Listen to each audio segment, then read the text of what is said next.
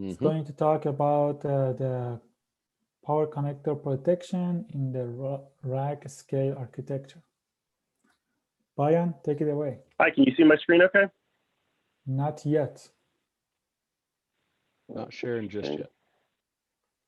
Let's see if this goes. Try it now. It's not the right window. Yeah, now we see it. Good now? Okay. Yes. Well, hi, everybody. Good afternoon, evening, morning, depending on where you're coming from. I'm Brian Costello from TE Connectivity, and today I want to talk about connector protection in a rack scale environment. And so what can damage connectors? Well, a lot can damage connectors.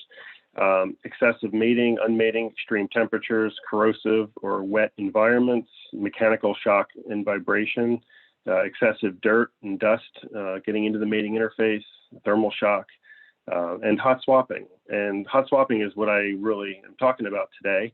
You know, obviously there's a lot of things that can do damage, but we have some ways of getting around and fixing it, and that's what I'm going to talk about. So first, I want to talk about what is hot swapping. So primarily two things: either hot mating, so you're closing the current path with a voltage and current high enough to do damage, and typically that's some kind of an arc formation in that mating interface. And then there's hot unmating, which is the opposite. So now you're pulling a connector that has a voltage potential there and is running current, and then you are going to an unmate situation. So there's multiple levels of hot mating, unmating that we talk about in the connector world.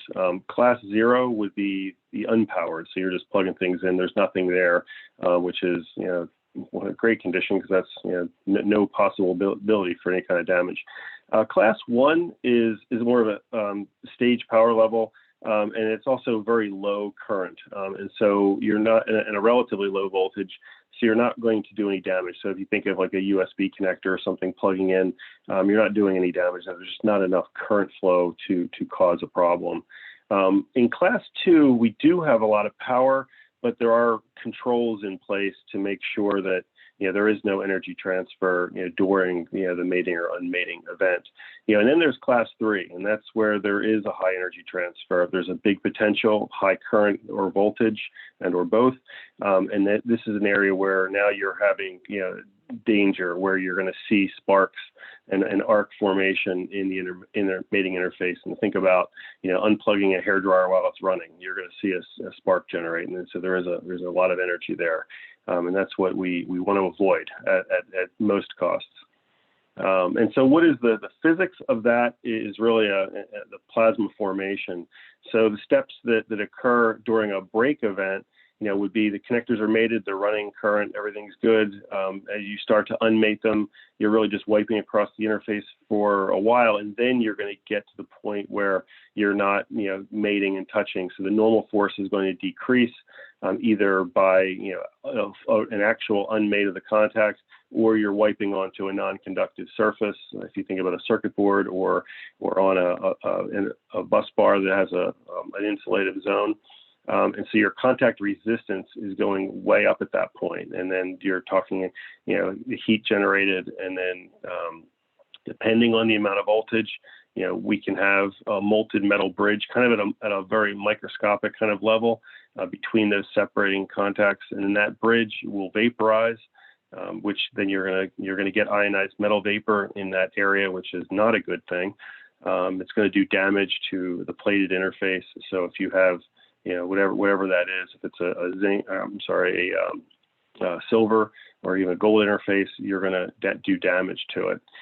With sufficient voltage, then you're going to have an arc formation, and this is basically, if you think of a welding, a stick welder, and as long as that arc is in place, it's going to do a lot of damage. And we'll talk a little bit later about what that velocity how that can have an effect, to do the damage. The faster it goes, you break that, the less damage it's going to be done. Also, another effect of a hot mating, unmating is the type of load that's in place, on the other side. And so an inductive load, during an unmate can cause a drastic voltage spike.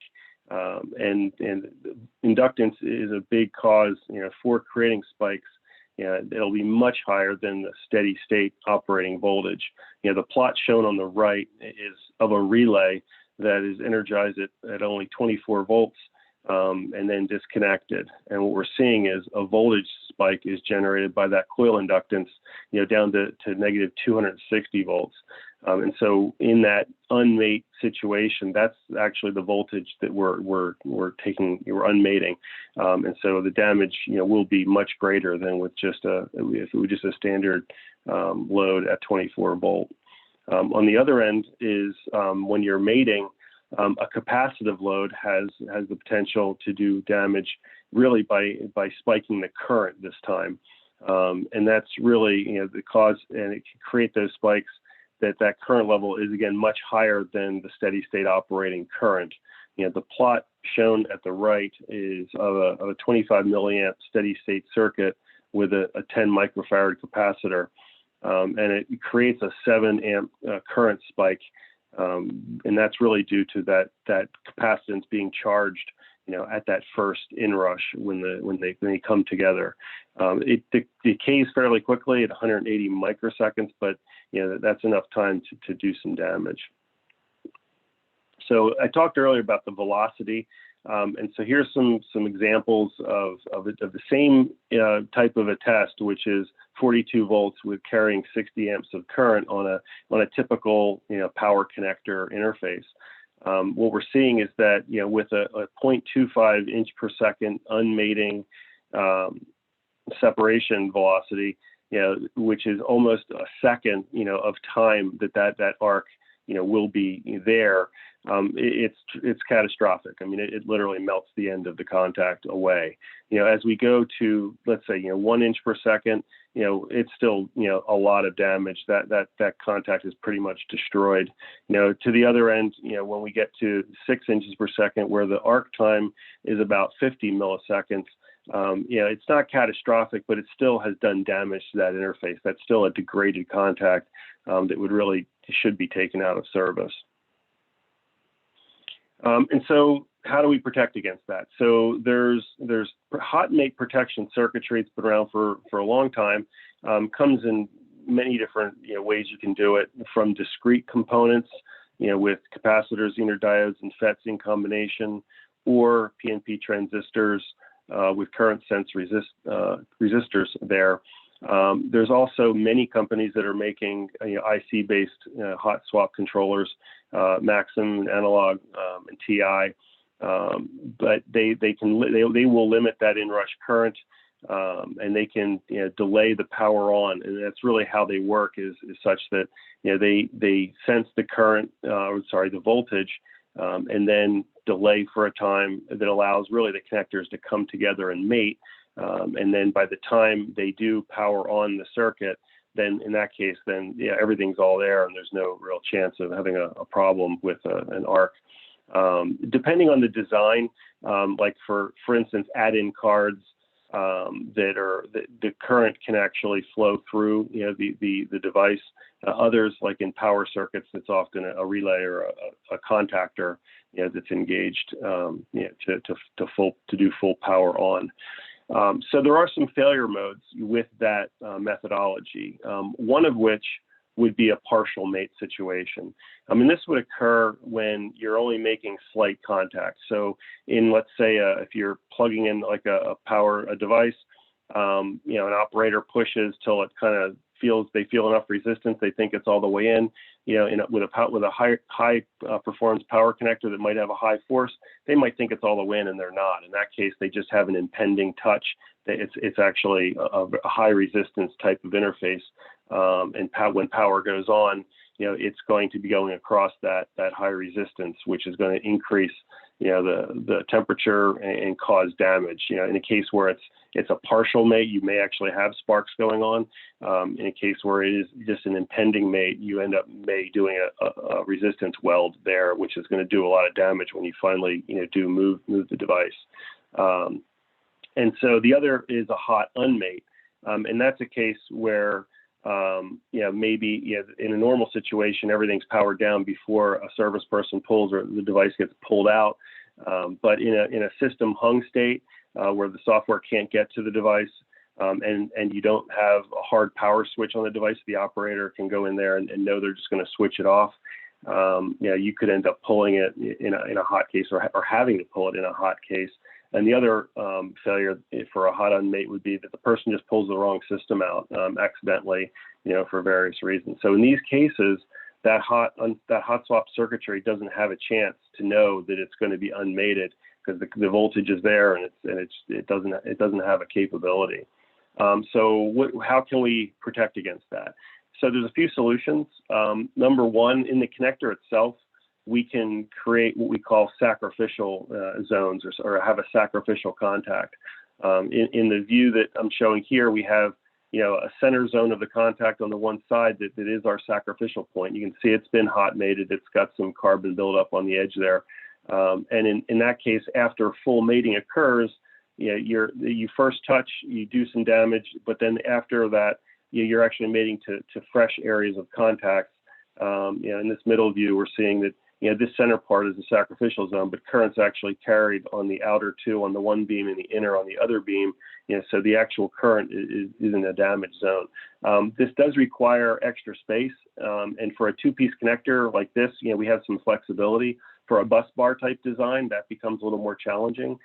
We can do an initial touch, but you are going to still see damage on the edge of the bus bar where the mating occurs, or you have to have a connector so wide that it actually has extra contacts that do that. But they have to be wide enough, and there has to be enough current capacity there so that you don't end up overriding or overdriving those and causing other problems with it. So it's a little more challenging in a bus bar type environment. So the other solution would be having a mate last, break first contact to do the sensing for you. Now, these are done in conjunction with hot swap circuitry. And so on a mating case, the first thing that happens is the power contact mates, but the circuitry isn't powering on yet until it really sees that the sense contact is engaged.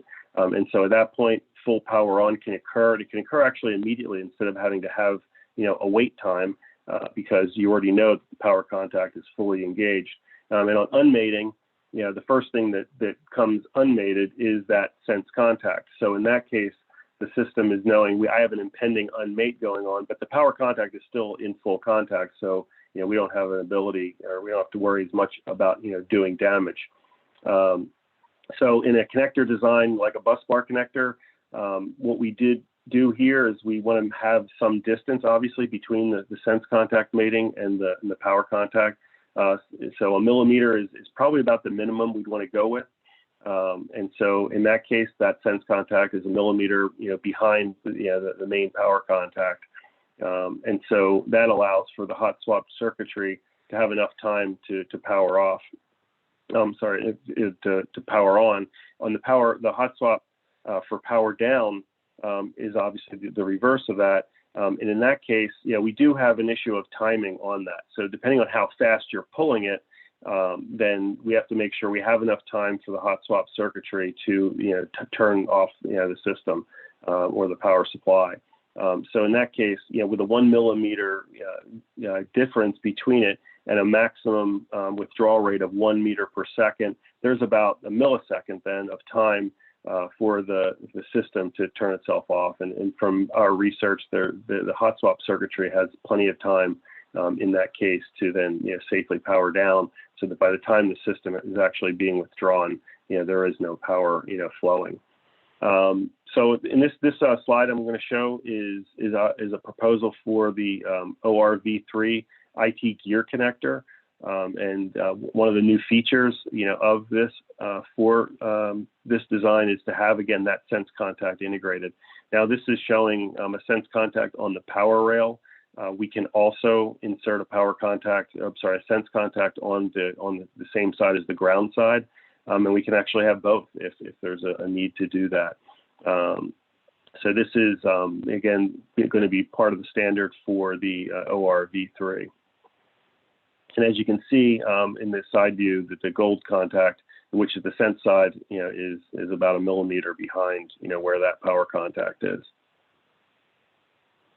So in summary, hot swap events I spelled that wrong, can seriously damage the connectors and the bus bar if left, without having any other controls.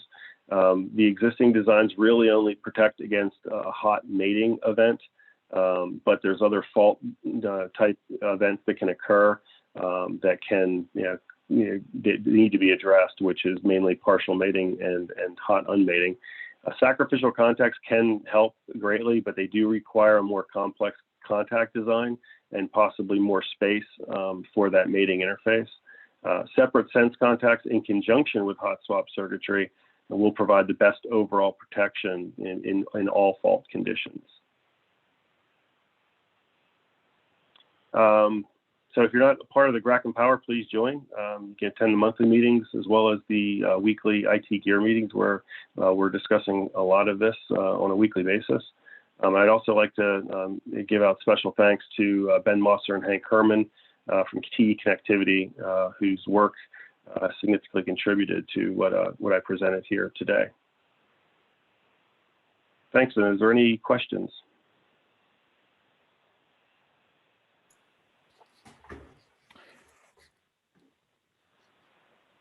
Thank you, Brian. Very good presentation, and I appreciate your contribution to OCP. I saw one question here on the Zoom was saying, is 1 millimeter enough for the VSense as against to the main pins? Yes, so based on the circuitry we looked at, it should be more than enough. And so if you had a situation where you might be withdrawing at a faster rate, which 1 meter per second is pretty fast, but if you found, let's say you were more at like a 2 meter per second, then 1 millimeter might not be enough, and we might need to look at adding more space in there, or selecting hot swap circuitry that can react faster. I see. Yeah, I remember for the OpenRAC V3 connector, we did actually look at what is the slowest sliding time and what is the amount that the hot swap controller can respond. And that's the way that we determined that's a good number for OpenRAC V3 specifically. Great. Yeah. Open for any other questions anyone might have on the Zoom or on the Fantech website. Yeah, hi, this is Gabby from Positronic. Definitely a very interesting concept to apply this single contact sense position at 1 millimeter, and I obviously assume it's on the positive as far as polarity goes with the bus bar. But has it been taken into consideration what happens if there's like a higher resistance developing in time on the sense contact when the connector is in full mated condition with the bus bar? Is that concern taken into consideration? And if it is, what's exactly going to happen behind the connector? And so that is a concern. We do that design for that connector to have a significant or a substantial normal force so that it is. But if there was somehow damage to that, that would be a potential failure mode. But that's part of just the connector reliability that we look at, making sure that it is more recessed, so it is a little more protected, and it's in a slot of a cavity of a connector. So we don't have a concern from our perspective, but if there was somehow damage that was able to occur to that, that would be a potential that you wouldn't actually make good contact, or generally in an open running condition, we don't worry too much, because there's not really a way of it coming unmated during an operation where you would think you were coming unmated. The only concern I guess I would have from that perspective would be that it was somehow damaged from the beginning, or maybe it was mated to a bus bar that had some kind of a major burr where it could catch. But that would be a very outside corner case that I would be concerned with. Well, it was a great presentation, Brian. Very well made. And obviously, shunt capacitor might do the trick for the application as well. And I haven't read the latest specification on the DC side. However, wondering if is this going to be imposed in all of the designs for the ORV3? And maybe this is more of a question for Hamid. And if it is, what are the limits on that sense contact? Yeah, I can So speak to that. Yeah, go ahead. just a second, Brian. Yeah, we are going to use this connector for the IT gear applications. We are going to ask a sense pin on a negative pin as well, so as to measure the voltage across the bus bar and any other fault that happens. One item that you mentioned about any failure on this vSense positive or negative pins, the good thing about this is that in case any failure happened to these vSense pins, actually the server is shut down. So it's a fail-safe mode. So if there is no contact on the vSense, no voltage is coming, it actually commands the hot swap controller to shut down. So definitely there would not be, as a normal operation, there wouldn't be any catastrophic failure. We look at the other option that look at the current, like current to the ground and having a shunt. That has a problem because if we usually like to have several ground connection to the ground through screws, and then if we do one shunt and through the chassis, that limits our ground. So more point of failure. The vSense is actually it's very. I mean, we review it with several folks. It is very. It happened to be a very interesting topic, especially that the way that I explained, it's a fail-safe, the way it operates. Absolutely. Yeah, it's very interesting approach because you can also have some sequential mating. With the bus bar itself, you can mate the negative first and then the positive. And between the negative and the positive, you'd have the sense only on the positive. And that would make it easier and probably will keep the cost down. But that's another discussion. Yeah, interesting topic. Brian, did you want to add anything?